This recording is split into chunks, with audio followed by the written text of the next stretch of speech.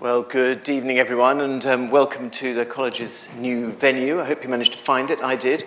It's a very handy pret-a-manger around the corner for a cup of tea beforehand to fortify yourself before you meet your audience. Today I'm going to be speaking on royal progresses, courts on the move in Tudor and Stuart England. In February 1593, Queen Elizabeth I was in her new gallery at Windsor Castle, and she couldn't decide what to do.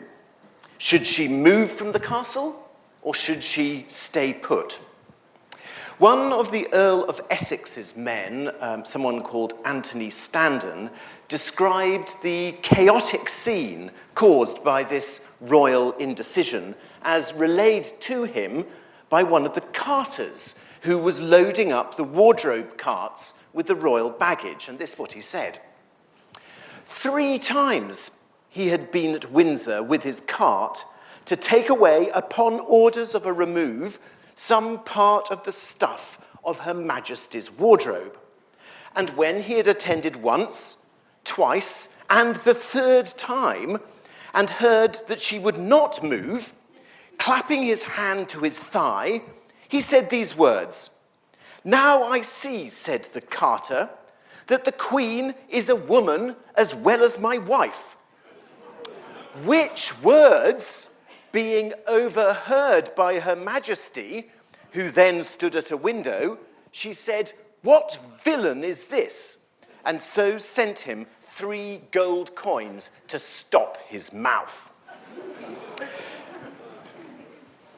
The fact is that Elizabeth I was always on the move, and so, in fact, were all the Tudor and Stuart monarchs. And today, of course, we have a faint echo of this royal restlessness in the annual round of movements that our late Queen took, oscillating between Buckingham Palace and Windsor Castle during the parliamentary sessions, but moving to Sandringham at Christmas and, of course, to Holyrood House and to Balmoral in the summer.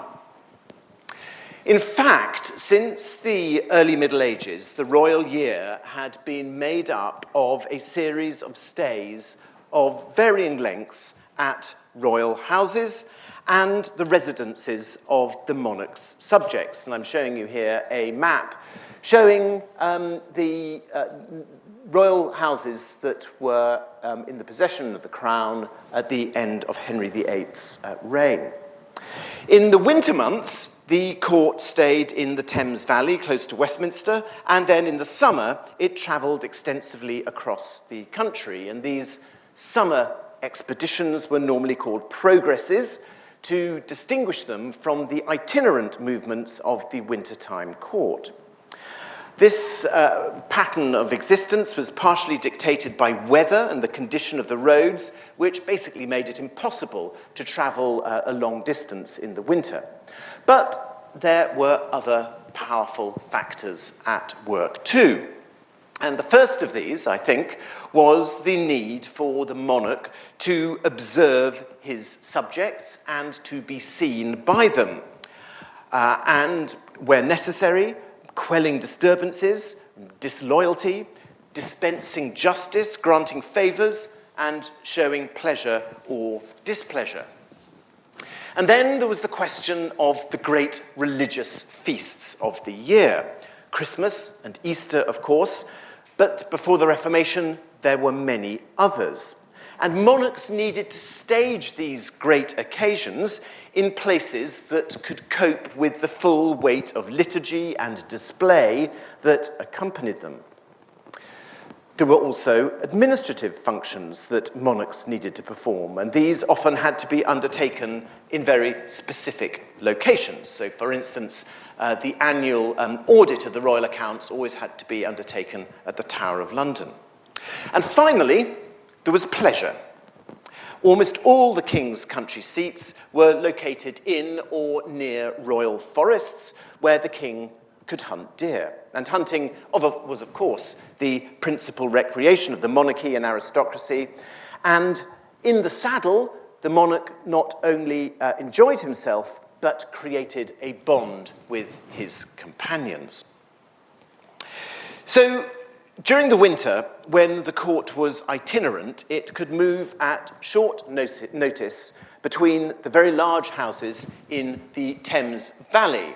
And you can see what a large number of houses there were, especially in the central section here. You've got them really lying between Greenwich in the east and Windsor in the west. And up until the reign of Elizabeth I, the court would move between them, so that is Greenwich, Richmond, Hampton Court, Whitehall, by barge along the river. And these houses were normally referred to as the standing houses. And that was because, unlike all these houses in the wider home counties, they remained fully furnished. So the tapestries were on the wall, the furniture was in there, and they could be occupied immediately. And standing just meant they were furnished the whole time. On the other hand, the summer progress was a formal event that required considerable planning. Each year, in the winter, the king's ministers would sit down and devise a route that combined excellent hunting with visits to people and places that the sovereign needed to see. It was a very skillful job because, as well as needing to be alive to the prevailing political context, the compilers of this route had to know the condition of the roads, the distances between houses, and of course, most importantly, perhaps, the king's likes and dislikes. Now, the route was known as the Guests, and this is a document in the National Archives, which was produced by Elizabeth I's ministers, showing the guests that were presented to her for her approval. And guests, by the way, if you are trying to write it down, is spelled G-I-E-S-T-S, which is a bit confusing. So once the guests were approved, and incidentally, you should be able to see on here, you see the number of miles written between each of the houses. So you can actually see the distance between the two. So once this was agreed, the Office of Works would be informed, and the King's Surveyor of Works, that is to say his chief architect, would be sent out to ride the route and inspect the houses that the king intended to visit. And he would not only inspect the royal houses, where he had direct responsibility for repair and making sure that they were suitable, but he would also visit the houses of the abbots and the bishops and the private individuals with whom the monarch was going to stay. And after the visit by the King's Surveyor of Works, the owner of the house usually got a long list of things which they were required to do to make their own house suitable for this impending visit. By the Tudor period, the court on summer progress was perhaps only half the size of the court in wintertime, but it still numbered between 600 and 800 people. It's very hard to find a modern equivalent of the summer progress. But some years ago, in a slightly surreal exchange I had explaining royal progresses to the late David Bowie, he told me that the whole thing sounded like being a rock band on tour. A self-contained mass of people moving from place to place with its own incorporated infrastructure. And in the 16th century, simply moving such a vast number of people round the countryside was a huge task. The king and his family had stables containing perhaps 300 horses, while the aristocrats, churchmen, and ministers who were following him would have had their own. Most people rode, but the very young, the very infirm, or the very grand might be transported in a horse litter. And here you see Elizabeth I being carried in a horse litter. It must have been enormously wobbly, I suspect, and of course it was incredibly slow. And if you were really important, and this is another Elizabethan picture, you would be carried in a litter by individuals. But those, of course, were the slowest possible ways of moving. There was then the vast Lord Steward's department. This was the department of the household that looked after the domestic needs of the court, not only cooking, but firewood and moving around all the things like candles and pots and pans that were needed. The Lord Steward's department didn't own its own transport, and so the towns and villages through which the court passed were required to supply horses and carts at a special fixed rate called the King's Rate. And the King's Rate was, generally speaking, if you look at the accounts, twopence a mile. And this was extremely unpopular because the commercial rate was, wait for it, 12p a mile. And at harvest time in particular, when the court was at its most mobile, the owners wanted the carts themselves, and if they were requisitioned for several weeks, it was pretty disastrous to their business.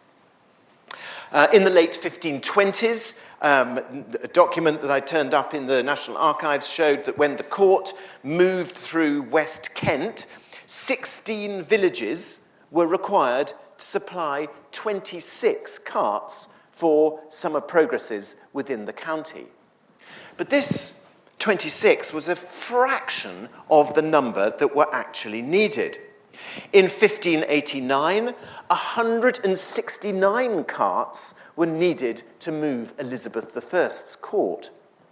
The wardrobe of the beds, which was carrying furniture and textiles, required 10 carts. The jewel coffers, which carried all the huge amount of silver coin and gold coin that accompanied the crown, required 13 carts. And the chapel alone, for all its vestments and everything, required 10 carts. And various other household departments had their own carts. The yeomen of the guard had a cart to transport their uniforms, and the masters of the royal hounds had specially fashioned carts to carry the royal hunting dogs. On progress, the richest aristocrats moved their own furniture, bedding, and tapestries in their own hired carts. And so if you add all this up, the total number of carts on a progress was somewhere between 300 and 350. The sight of the Tudor and Stuart court on the move must have been astonishing, moving through the muddy lanes and byways of England incredibly slowly. They averaged 12 miles a day, although on the routes closer to London, where the roads were a little bit better, they might make the extremely speedy speed of 18 miles a day. This is not an hour, this is a day. Well, as well as transport, very careful provision had to be made for the supply of the royal kitchens. Feeding 700 people required careful planning. The royal clerk of the market had to ride ahead of the progress to ensure that there was actually enough bread, beer, and meat for the court when it arrived. And this activity was unpopular, just as unpopular as the cart taking, because the royal purveyors, who are the people responsible for buying food, were entitled to buy goods at something called, you guessed it, the king's price. And inevitably, this was a lot cheaper than the price that everybody else had to pay. And so the arrival of the court didn't necessarily mean big profits for the food producers. In the 1520s, the fixed price the court paid for poultry, for instance, was 5 shillings for a swan, 2 shillings for a peacock, 7p for a hen, and 6p for a dozen larks. And this discounted price didn't apply to the courtiers or to the churchmen who put the king up. So, if the king was staying in his own house, he got the food very cheaply, but the honour of a royal visit was, because you had to pay the full price, accompanied by a very large bill. When the court arrived at Wolf Hall to visit Sir Edward Seymour in 1539, he had to convert a large barn on his estate for his household servants. On the first night, he gave supper for 70, but this was just the prelude to dinner for 800 the following night and 1,500 people on the subsequent 2 nights. Well, also in the advance guard of the progress was the gentleman Harbinger. He had an extremely important role because few houses at progress time could actually accommodate the whole court, and people had to be put up in subsidiary royal houses, the houses of the gentry, or even in inns and taverns. So the Harbinger would allocate everybody in the household a set number of rooms and stables for their horses. They were then given a chit or a billet, or billet, to each person, and this billet or billet would be presented at the inn or at the person's house to demonstrate that they were authorized to stay there, which of course is the origin of the word of being billeted on somebody. And the Harbinger was in a very, very powerful position. Because if you had a downer on someone, you could put them in some grotty inn round the back, and people who greased your palm, you would put in some very fancy courtier's house. Cardinal Wolsey tried to crack down on the corruption that was endemic with the Harbingers. But again, when I was doing the research for this, I found a document in the National Archives which showed that on one occasion in 1520, he himself bribed the Harbingers 20 shillings to put him in the best lodgings in Canterbury, Sandwich, and Dover. So that's just a very sort of brief overview of the logistics, the complex logistics that went into progress time. What I now want to do in the sort of second section of my lecture this evening is to take a big sweeping look at the whole of the Tudor and Stuart period from the accession of Henry VII to the death of Queen Anne, and ask the question, how did their annual itineraries compare? And in my third and final section, what impact did this have on the country at large? So let's start in 1485 and the accession of Henry VII. Apart from a couple of hours spent at Westminster Palace as a teenager in 1470, when Henry VII became king, he had never set foot in an English royal palace, let alone lived in one.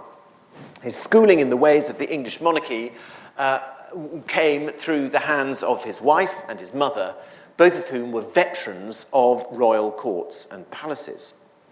And his court, and this is, I'm just showing you Westminster here, I'll refer to it again in a moment, his court, like that of his predecessors, was peripatetic, and in the 15 years up to 1500, and this is a calculation that I have made, Henry moved location just about 1,000 times. His most favoured place to stay was here in Westminster Palace. Here's the Abbey. Here is the palace. At the moment, obviously, a big focus of everyone's interest, Westminster Hall here at the top. But this is this southern part of the palace was where Henry VII and his predecessors stayed. He stayed at Westminster for longer than he stayed in any other houses as well, so it was very much a favourite. Although there were lots of short stays in the winter, he could be in residence for a month before he had to move on to allow the palace to be cleaned for him. So Westminster was his most favoured place. Then came Richmond, where he would stay on average for maybe about 10 days, rarely for longer. Third was Greenwich, and fourth was Windsor. And these residences formed the spine of his existence. Outside London, Henry VII owned perhaps as many as 18 other residences, the largest and most splendid of which, like Woodstock and Kenilworth, would be visited regularly, perhaps 10 times in 15 years, staying for perhaps 100 or 120 nights in each. Other houses like Nottingham, Pontefract, might only be visited a handful of times for a couple of nights. Most of his progresses were made up of visits to the houses of courtiers, bishops, and abbots. And the pattern of royal movements that I've just described hardly changed in the early years of Henry VIII's reign, despite the fact that Henry acquired a couple of new houses, like Newhall in Essex. Like his father, Henry VIII's itinerary was highly reliant on the houses owned by bishops and abbots. But, as you can imagine, after 1530, the king's itinerary was radically redrawn. First of all, because of the acquisition of Cardinal Wolsey's former houses, Hampton Court and York Place, but also because of the fact of the suppression of the monasteries, and most of the houses that Henry VII and Henry VIII had visited before the Reformation as a guest were acquired by Henry VIII and converted into royal palaces. And what this meant was that while before 1530, around 65% of the visits that Henry VIII made were to houses that he owned, after 1530, the figure was 91%. So basically, he just acquired all the houses belonging to the bishops and abbots for himself. So here's an example of one of Henry VIII's progresses. This is a pre-Reformation progress, starting at Windsor Castle, going through Sussex, Hampshire, Wiltshire, Berkshire, Buckinghamshire, Bedfordshire, about 300 miles in all, staying at a mixture of houses, some ecclesiastics, some courtiers. But as the reign went on, he bought and built this extraordinary number of new residences, and he rarely stayed, in the latter part of his reign, in a house that he didn't actually own. The annual round of Elizabeth I's life was not materially different from her father's. During the winter months, the court was itinerant, oscillating between the standing houses in the Thames Valley. But, unlike her father and grandfather, she moved by coach. The coach had been invented in the 1560s. This is a watercolour in the British Museum, which shows the first coach that Queen Elizabeth owned. You can look at the accounts for the building of the coach. It accords with this very, very closely. And she moves between the houses by road rather than river. And her most popular houses were Whitehall, number 1, followed by Greenwich, number 2, Richmond, number 3, and Hampton Court, number 4. But she was a great lover of progresses. On 23 summers, she made a progress, and these, like her father's, typically started in July and ended in September, lasting around 50 days. And her travels took her as far west as Bristol, east to Norwich, and right up north into Staffordshire. But actually, when you analyse them, most of her time is spent in the home counties, within a 50-mile radius of Whitehall Palace. Much of this, I suppose, could also have been said for Henry VIII.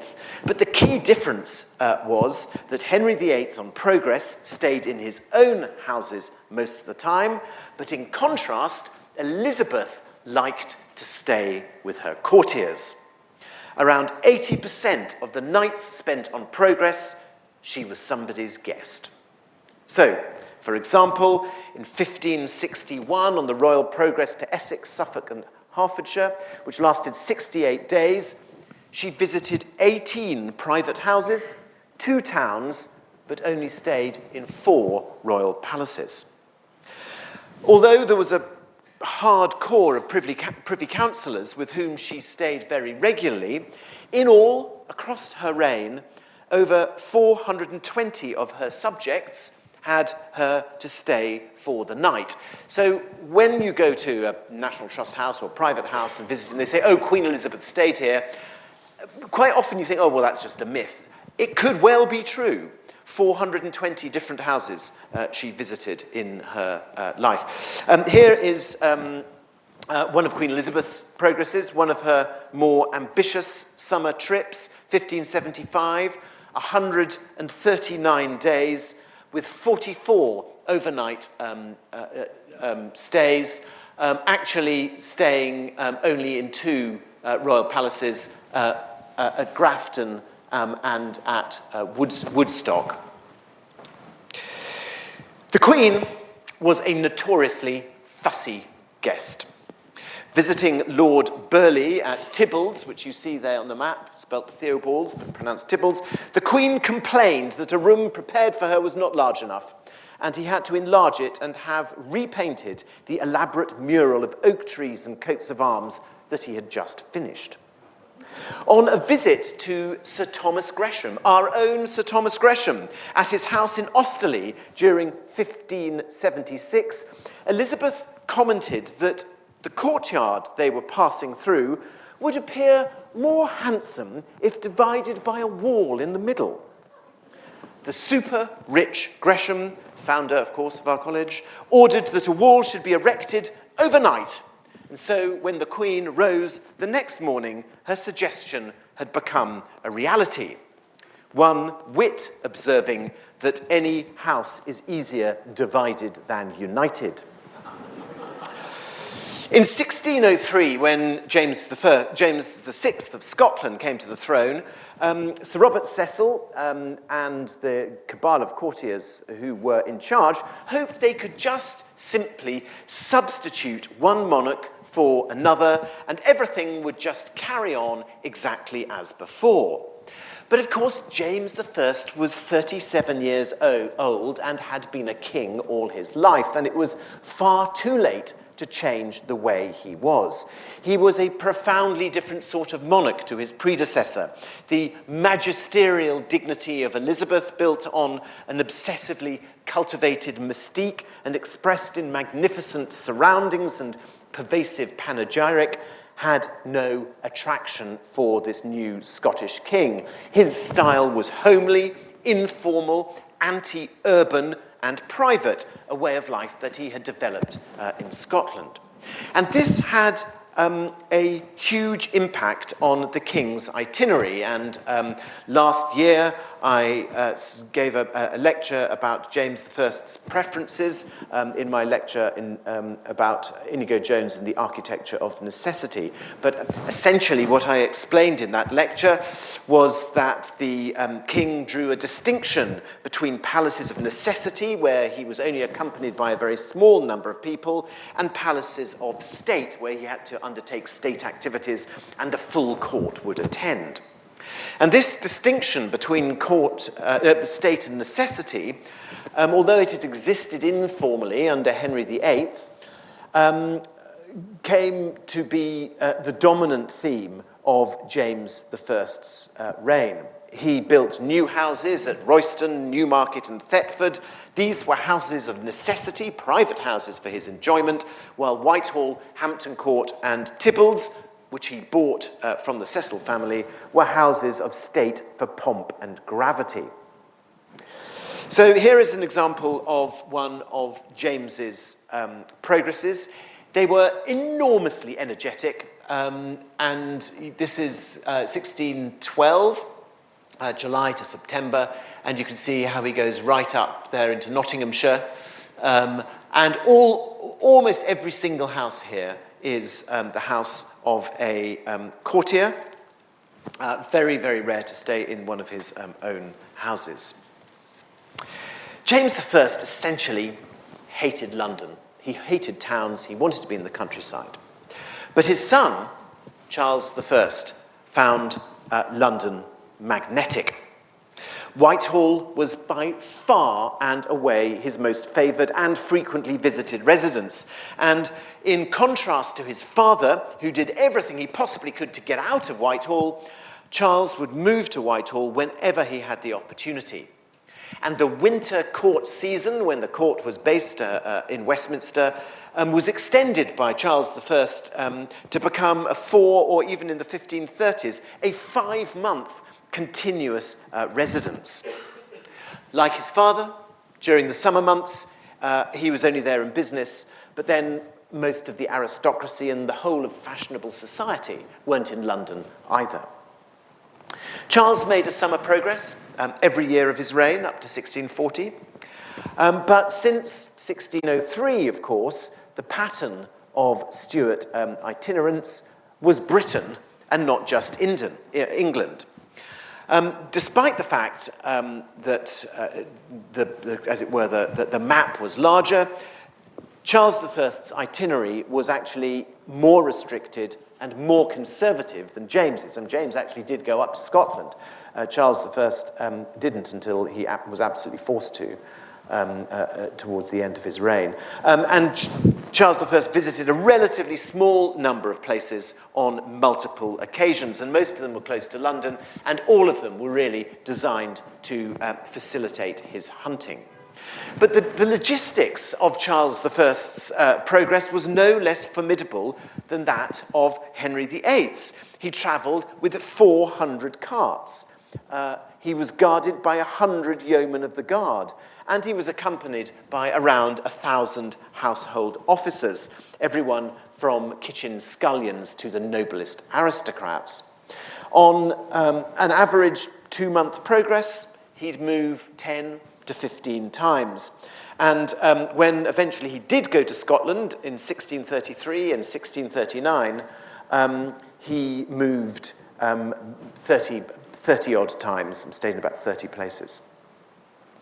Well, after the king's execution, the whole notion of the progress really began to enter a decline. Protector Cromwell was entirely London-focused, and all the provincial royal palaces and hunting grounds were sold off after 1649. Outside London, Cromwell only kept Hampton Court and used it as a weekend retreat.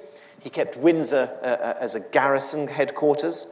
And these were really the only palaces which were in a vaguely usable state in 1660. And here is Charles II returning to Whitehall in 1660, Whitehall which had been used by Cromwell, but was not in good condition.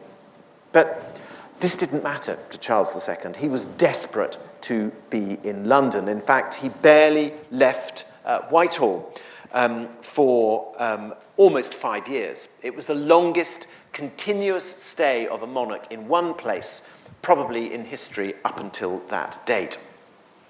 So what eventually got him out of London? Well, 1665. It was, of course, the year of the plague. And the king was forced to move out from Whitehall to Hampton Court.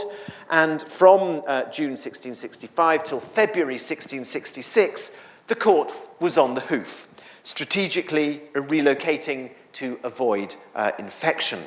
And these 7 months that Charles II spent on the road highlighted a really important fact, and that was that other than Hampton Court and Windsor, the Crown now no longer had any habitable domestic residences outside London.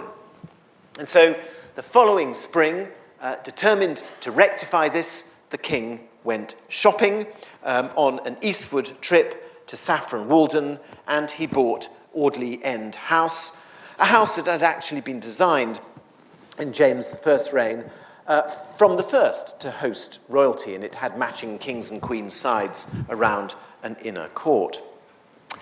But like many spur-of-the-moment purchase, Audley End didn't live up to reality, and the court only ever visited it a couple of times. In the end, like his grandfather, he bought a site in nearby Newmarket, in which he built a new house. Unlike its predecessor in Newmarket that had been deliberately a house of necessity, Charles's new house had much greater architectural presence and some modest grandeur. But in the late 1660s, Charles II began to recreate the historic pattern of residence enjoyed before the Civil War. But in the 1670s, there was a radical rethink.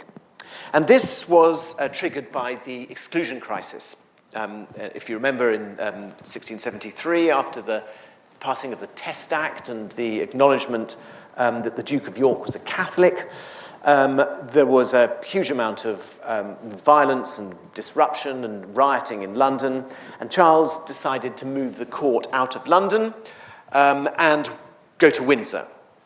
And here he rebuilt the royal lodgings in the castle, and I love this picture here.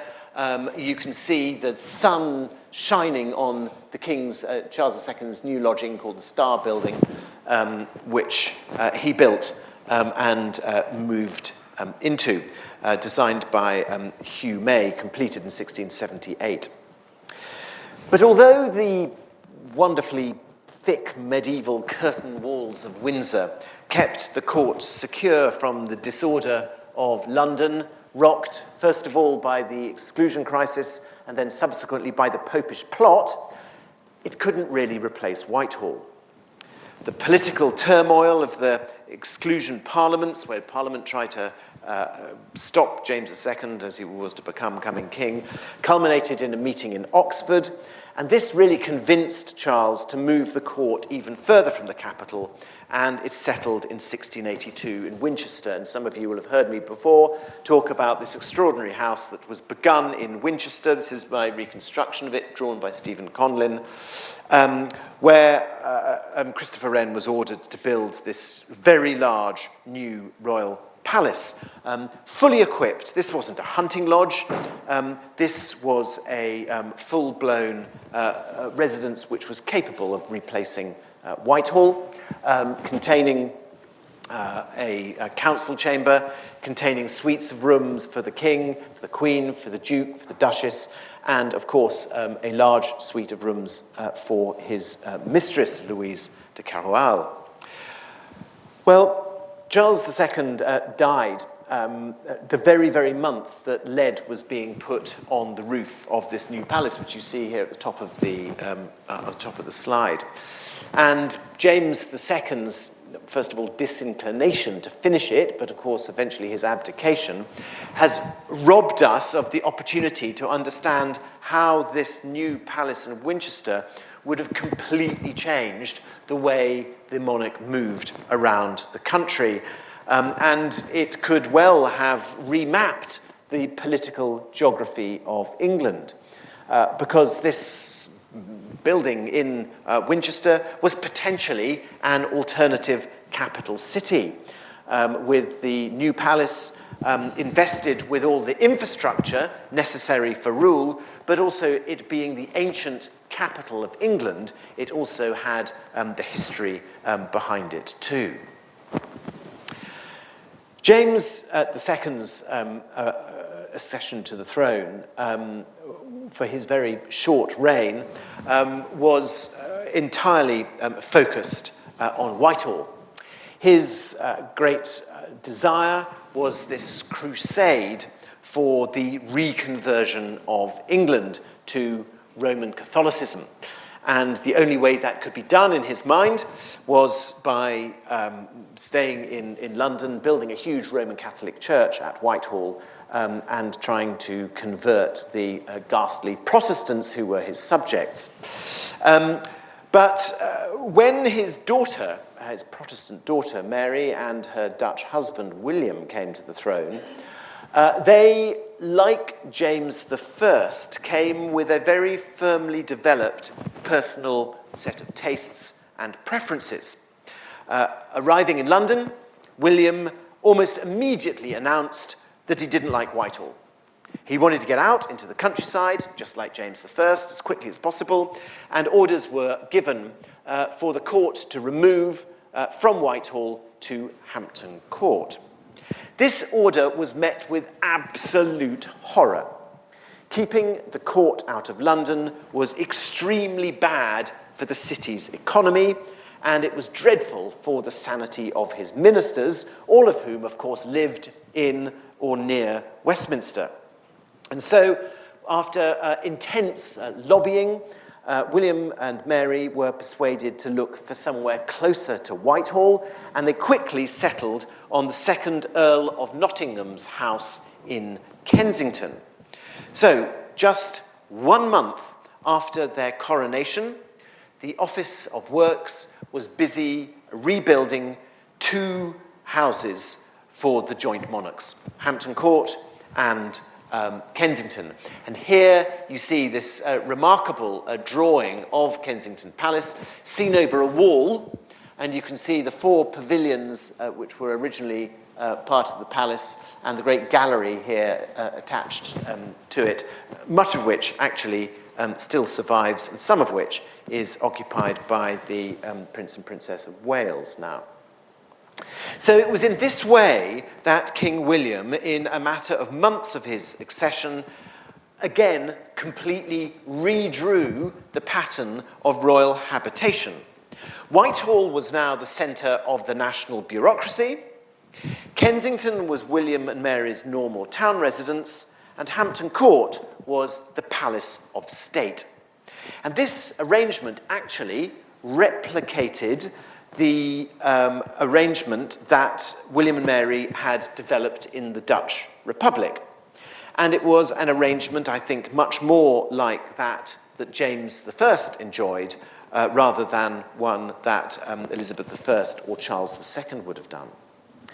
And this new pattern of living, like James I's, might have been a very personal and actually quite temporary recasting of royal movements if it hadn't been for the fact that in 1698 a massive fire destroyed the state apartments at Whitehall, leaving the central offices of state camping in its surviving remains in St. James's Park. I find this one of the most extraordinary moments in royal architectural history, because the rooms that are currently occupied by the Cabinet Office, which are part of Whitehall Palace, were the rooms that were temporarily colonised by William III's government after the burning of Whitehall Palace, and are still occupied to this very day.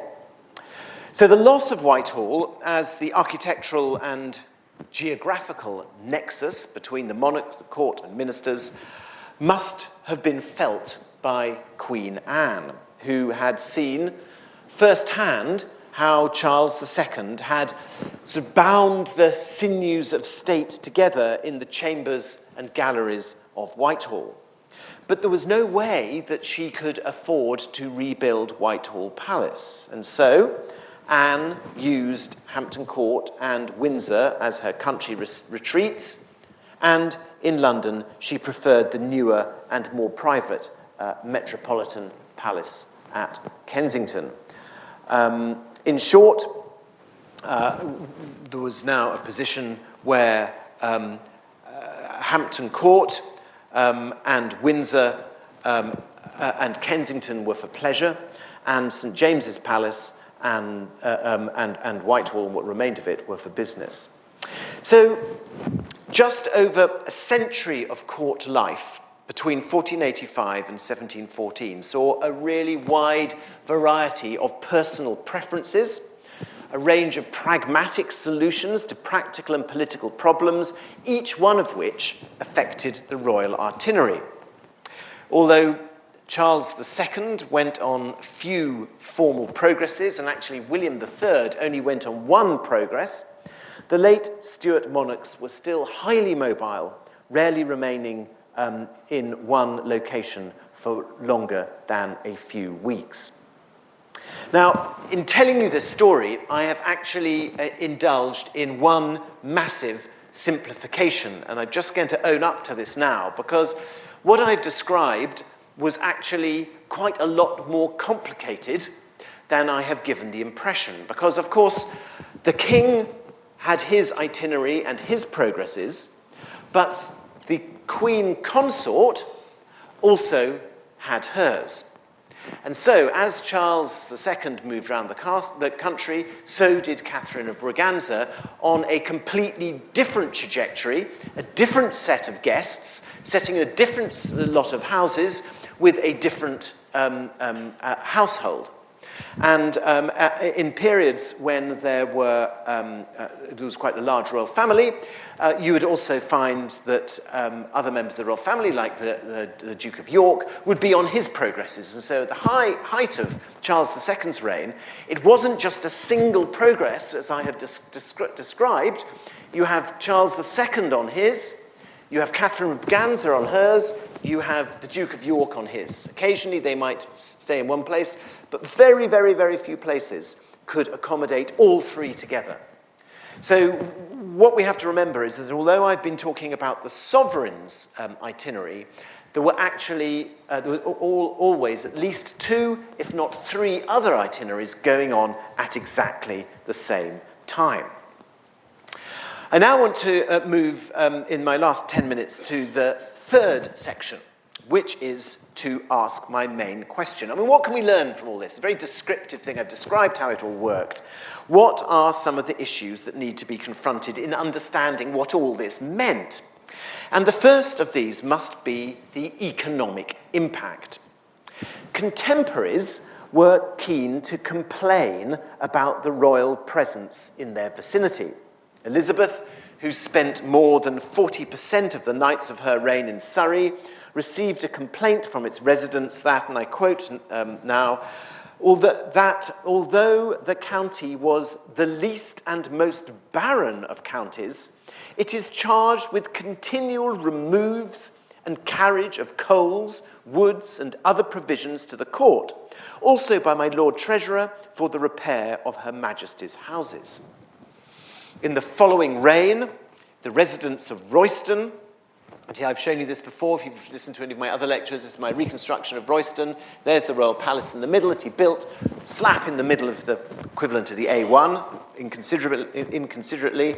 The residents of Royston captured one of James I's hunting dogs and tied a note to its neck saying, "Please, His Majesty, go back to London, or else the country will be undone. All our provision is spent already, and we are not able to entertain him any longer."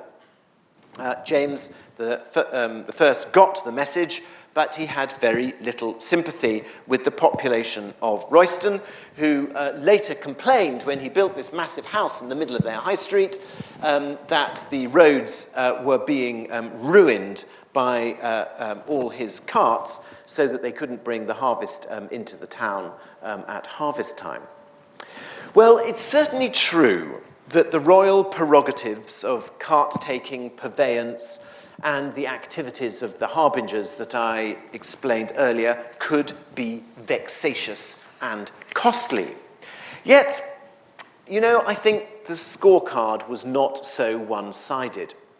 After all, the Corporation of Winchester bribed Charles II to come to their city and build his palace with lavish gifts of land, materials, and gold and silver plate, much to the dismay of the people of Newmarket, who lost all the economic benefits of the court staying there. In the 1640s, there was despair amongst the luxury trades in Westminster as the court left London, and conversely, there was great joy at the Restoration when the Charles II's court returned there, and the luxury goods sellers started doing a cracking trade, clothing the courtiers of the Caroline court with their luxurious textiles. It's actually been estimated, not a calculation I have done, but by another historian, that the expenditure of the court increased by £1,000 during progress time.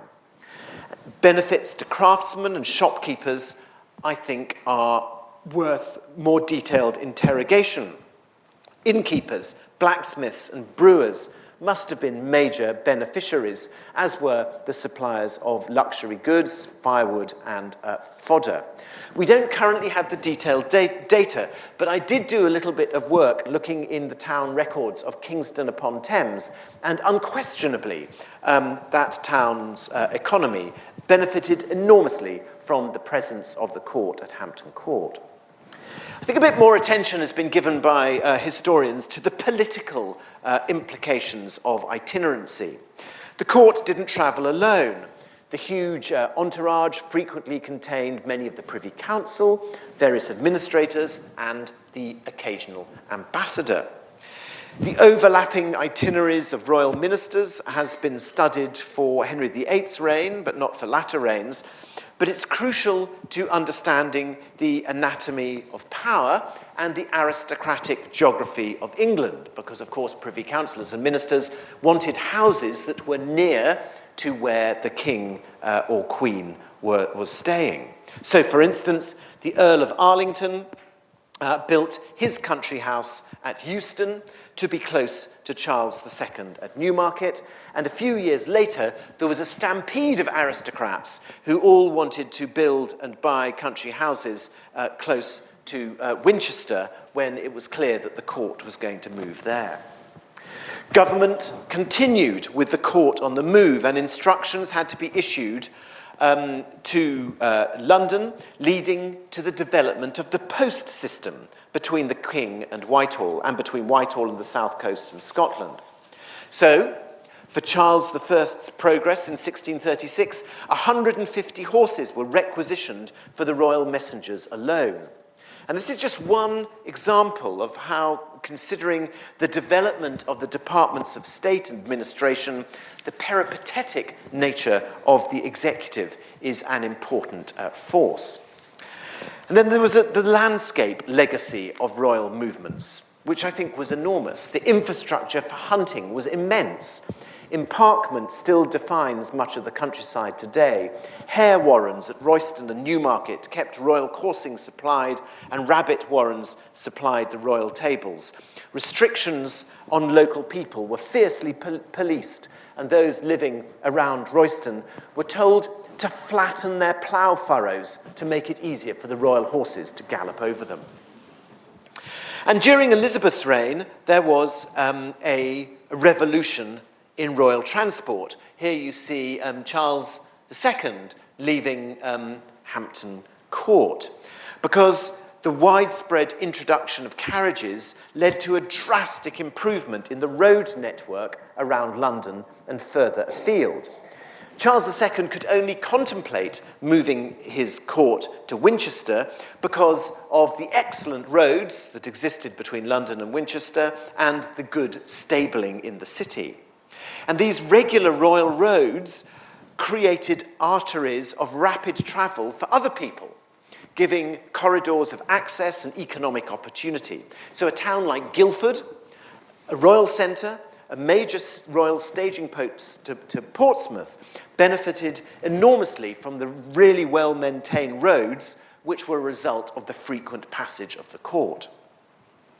The hundreds of carts required by the court on the move were initially pulled by oxen, but when they were replaced by horses, there was a huge strain replaced on the national equine infrastructure, on studs and agriculture.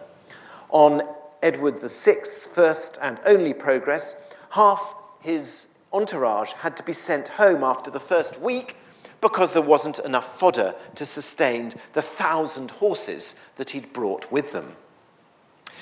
Obviously, construction projects also had a huge impact, especially during the periods of new build.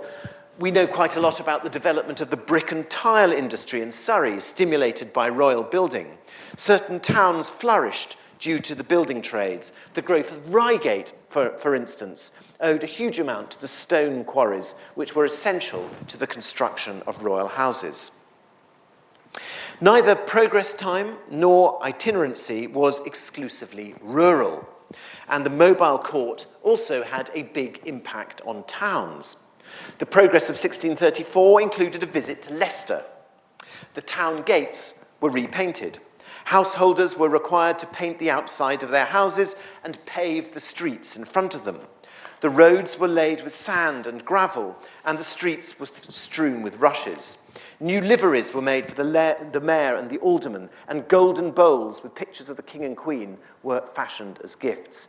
The Earl of Huntingdon, the Lord Lieutenant, was sent ahead to make sure that St. Martin's Church was properly arranged for the Sunday when the king would attend service. So these impacts, both short-lived and more sustained, were stimulated by royal visits. So all of this is to say that the consequences of the monarch and the court moving around the country were important and had deep-seated and long-lasting implications.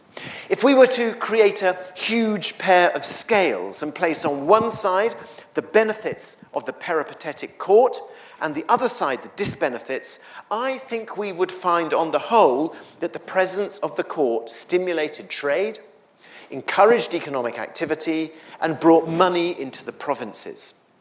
The summer progress was a sort of early levelling up process, bringing the money that normally stuck to the court in London out into the countryside and spreading it around the home counties. Yes, there were vexations and irritations, but in aggregate, I think the court on the move was a positive force and one that you can actually still detect in the countryside today. And so, next time, ladies and gentlemen, you are in Chelsea and walk down the King's Road, remember that you are enjoying a private road so that kings and queens could get to their houses in the West quickly, a concrete and surviving legacy of the British court on the move. Thank you. We have a couple of questions, one of which I think is really interesting, is were these progresses a purely British thing, or were the monarchs of the continent running about with equal enthusiasm? Yeah, it was an international phenomenon. The French court was doing exactly the same. The French court went to the Loire Valley very frequently. The Spanish court did the same thing. So this was a necessity. I think one of the things that was very important for all of them was actually just seeing their realms.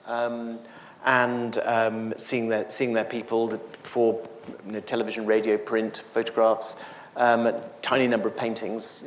Actually getting out there and getting about was a very important feature of rule. So yeah, it happened all over Europe. And these are fairly important people en masse, moving around from place to place. How did they keep themselves secure? It was a security nightmare, basically, particularly for Queen Elizabeth I, because you've got to remember, 1570, the Pope had excommunicated Elizabeth, and basically any Roman Catholic who killed her would go straight to heaven. So it was a great opportunity if you could get your hands on her. And so she travelled, obviously, with the yeomen of the guard. But one of the absolutely crucial and most important things that the Surveyor of Works did, which is the royal architect, is when he ever moved into a courtier's house, every single lock in the building was changed. So they would travel with the royal locks. The owner's locks would be taken off. The royal locks would be put on. And of course, the royal locks had keys which were controlled by a very, very, very small number of people. So the issue of security was a very big deal, and it was a very big deal for all of them. I mean, it was a big deal for Charles II. There was various assassination attempts, so they tried to keep the roots of the guests secret. Cromwell also had to vary his route between Whitehall and Hampton Court because there were various assassination attempts on him too. Thank you. Those questions, by the way, came online from Pat Duncan and someone called Charlotte. Aidan is asking, You mentioned Henry VIII's activities in progress as being similar to that of his father. He knows that the Lovells Rebellion occurred while Henry VII was in progress. Did Henry VII use progress to assert legitimacy or to increase stability? Well, that's a really good question. You know, it's really easy with hindsight to think that kind of the Wars of the Roses ended in 1485, but they sure didn't. I mean, Henry VII's reign really was the story of horrific rebellions, uprisings, treachery, betrayal, and you know, the security question is a very good one. But I think that unquestionably, both Henry VII's and Henry VIII's progresses after the Reformation, when he was trying to calm nerves, pilgrimage of grace and such and so forth, they were also trying to assert royal authority where there had been, difficulties. So there was a absolutely very pointed political purpose behind them. Thank you. I do actually have a couple of George II passes to the King's Road, which are all copper discs, but so far I've never been asked to show them. But something which I think is quite puzzling, and I wonder if you thought about, this business that you saying carriages being invented in 1566, and before that it was litters. After all, you had 300 carts, and you've only got to put a seat in a cart and you've got a carriage. Was there some sort of status or class thing in this that, you know, the plebs used the carts, so we're sticking with our litters? I think that's called an Uber, isn't it? Does seem quite strange. Yeah, well, of course, I'm sure that the kitchen scullions, jumped in the back of a cart when no one was looking and hitched a lift. But I think it would be pretty undignified for Elizabeth I to be in a cart. And the great thing about the carriage was that, as you rightly say, it was the invention of a dignified means of locomotion that wasn't a horse. And the very first carriages, which came from Pomerania, came to England, were fantastically elaborate. We've got the accounts for them all. We know exactly what they were like. They were dripping with velvet and gold, and they were magnificent things, but were only any good if the roads were up to it. And so in the first instance, they are used for these short journeys to the sort of on the metropolitan fringe, and it took quite some time to get the carts out. And initially, of course, they didn't have any springs. There were leather straps, and so it was a box that was sort of swinging like this between two uprights.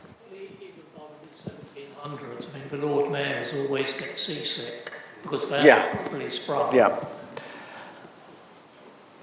Well, you can see there that there's not many springs on that, and that's in the 1670s, I think. Yes, sorry, thank you very much, I really enjoyed that. I was just wondering, could you explain why you think that Elizabeth I never went to Yorkshire or Devon? Do you think it's because it was too far, or because it wasn't safe, or any other reason? Perhaps you could fill in on that. Thank you. Yeah, I mean, it is a good question. She did have a plan to go north to meet Mary Queen of Scots, and the guests were drawn up. The plan was made. Various houses were refurbished. There was a lot of money spent in York on the royal house in York in preparation for the trip, but the politics of it meant that eventually it didn't happen.